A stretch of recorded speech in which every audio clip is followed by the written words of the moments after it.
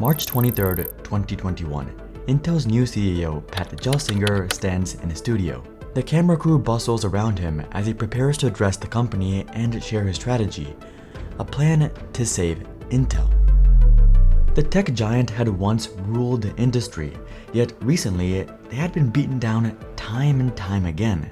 Morale within the company was at rock bottom and investors were losing patience as the stock had been going sideways for over 20 years. Intel needed a savior, and the board believed they'd found one. The cameras begin rolling, and everyone watches eagerly. The new CEO unveils his strategy. Great companies are able to come back from periods of challenge and come back stronger and more capable than ever. IDM 2.0 is an elegant strategy that only Intel can deliver, and it's a winning formula. This was Intel's moment. Employees, investors, and the board had a total faith in Gelsinger. They were going to take back the industry and rise to the top once again, yet that's not how it played out. Less than 4 years later, Intel is in flames. Gelsinger's perfect strategy has backfired, costs are being cut, the stock price is plummeting, and Gelsinger has been forced out. This is the story of how Intel destroyed itself. First, we need some context. Intel has been falling behind their competitors for decades, despite creating the world's first commercial microprocessor chip, the Intel 4004, along with a long list of breakthroughs. They completely ignored the boom of smartphones, and even when Steve Jobs offered them the chance to make chips for the iPhone, they declined. According to them, the margins were too small. But that's not all. They also totally underestimated GPUs, thinking they were a niche product for gaming and instead focused on CPUs. Needless to say, with crypto mining and especially AI, they were very wrong. They also completely underestimated AMD's comeback with Ryzen. So why the lack of foresight? Well, Intel slowly became complacent. They were such an integral part of PCs with their deal with Microsoft Windows, aka Wintel.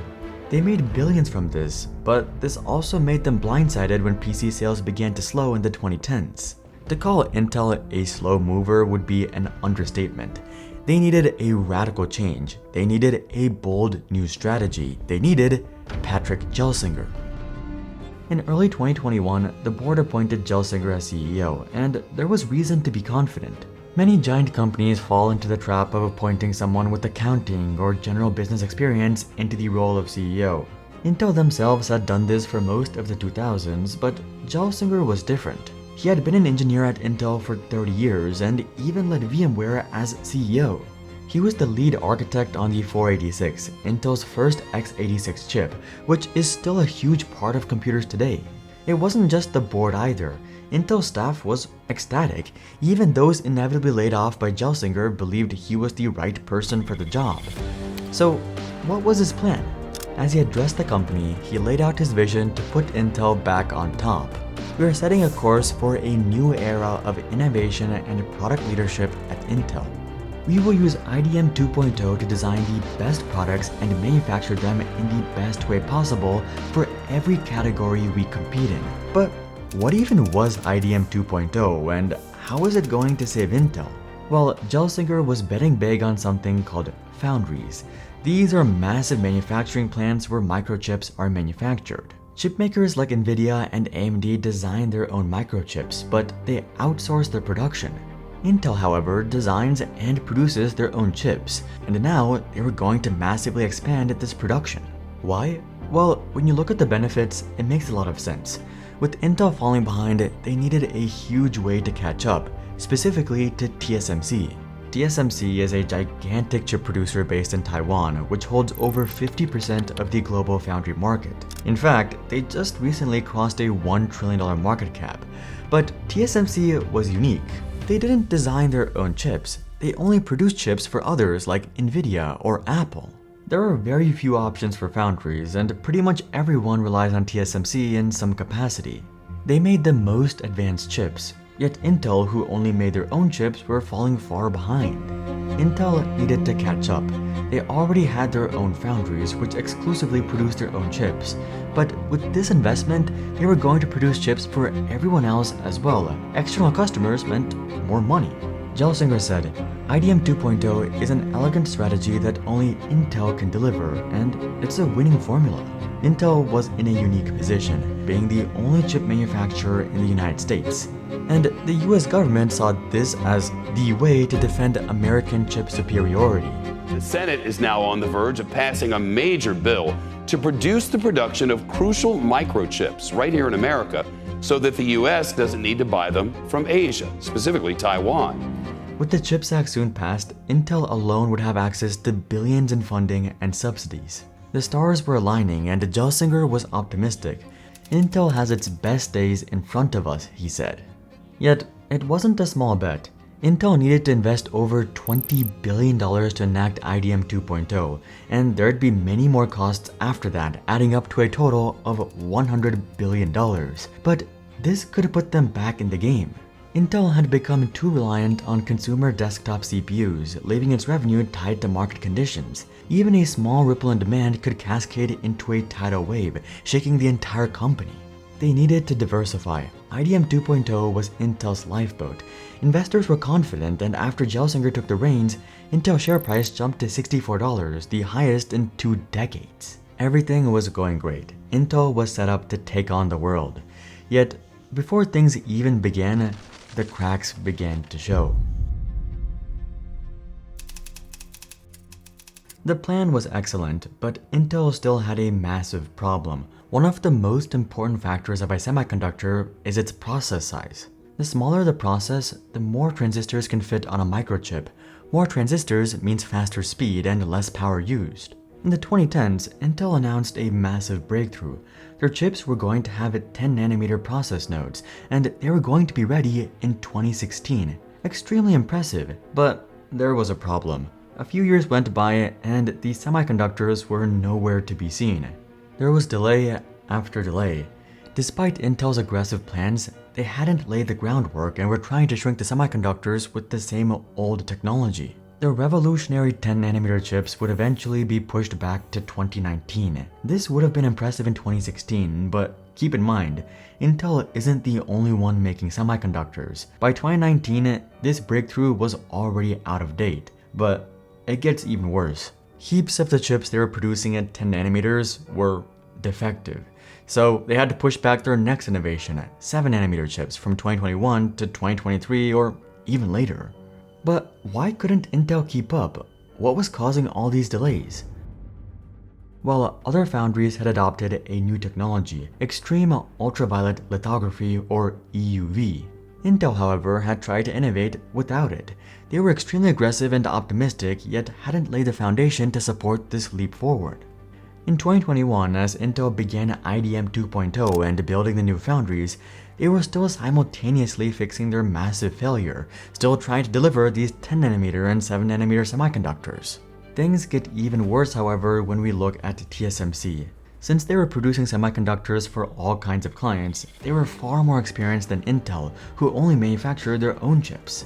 Not only that, TSMC had adopted EUV technology early along with Samsung, and by this point, TSMC was producing chips with 7nm, 5nm, and even 3nm processes. As Intel built its foundries spending over $20 billion, they were eager to capture some of TSMC's market share, but they began to notice something. Despite all the hype and excitement, the demand wasn't nearly as high as they thought.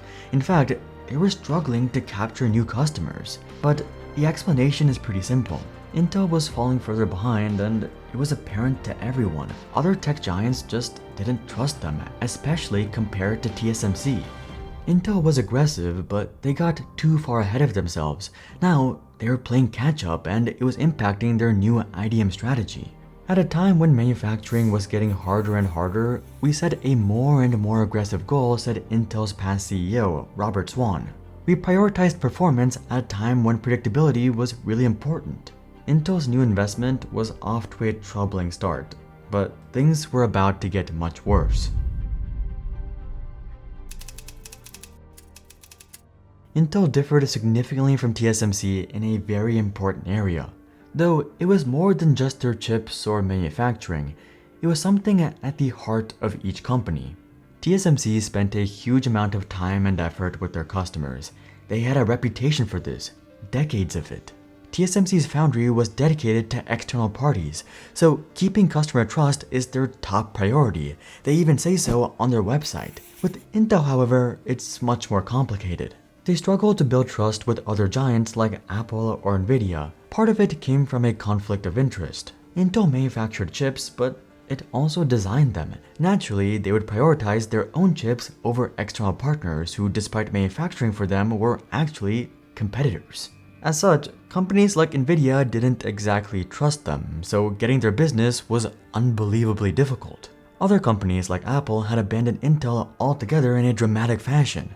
The two companies used to have a strong partnership, but in 2020, Apple announced it would start using its own custom silicon for its Mac products. Apple Silicon will make the Mac stronger and more capable than ever, said Tim Cook. Yet, behind the scenes, this was really a breakup. A former Intel engineer revealed that the quality assurance of Skylake, one of Intel's general processors, was more than a problem. It was abnormally bad. We were getting way too much citing for little things inside Skylake. Basically, our buddies at Apple became the #1 filer of problems in the architecture. And that went really, really bad.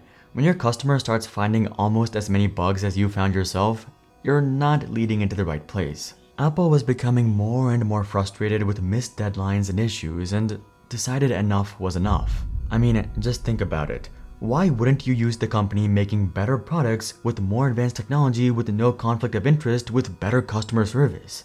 At that point, marginal price differences are irrelevant. The answer in this industry is not price, but customer service.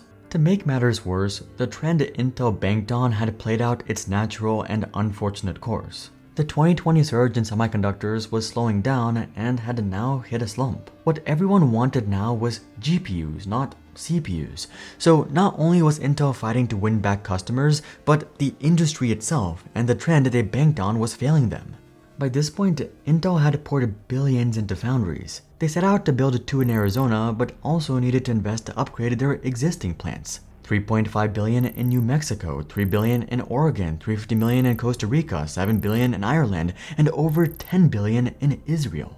It's estimated Intel had spent over $100 billion in its new strategy, a strategy that wasn't pulling in revenue nearly as fast as it hoped.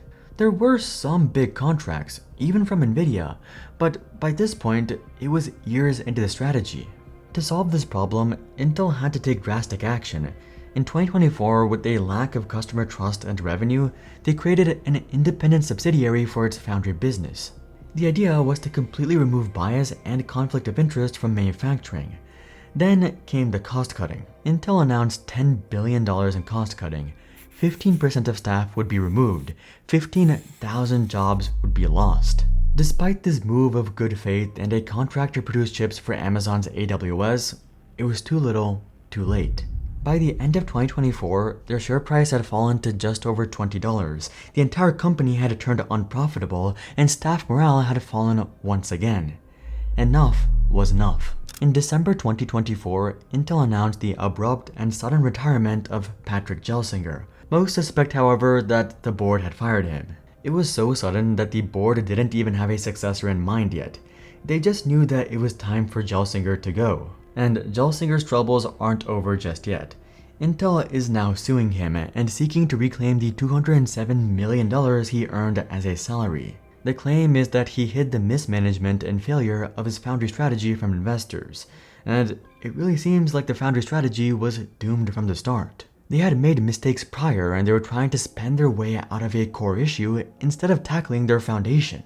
In the early days of Gelsinger's plan, critics believed that an 11th hour spending spree won't rectify its years of manufacturing mistakes. And they were right. Intel may still be able to turn this strategy around, but based on their track record and entrenched mindset, I'm not so optimistic. Another American giant that has completely lost their way is AT&T. Check out this video to learn more, but until then, I'm Hari, and I'll see you guys on the next one.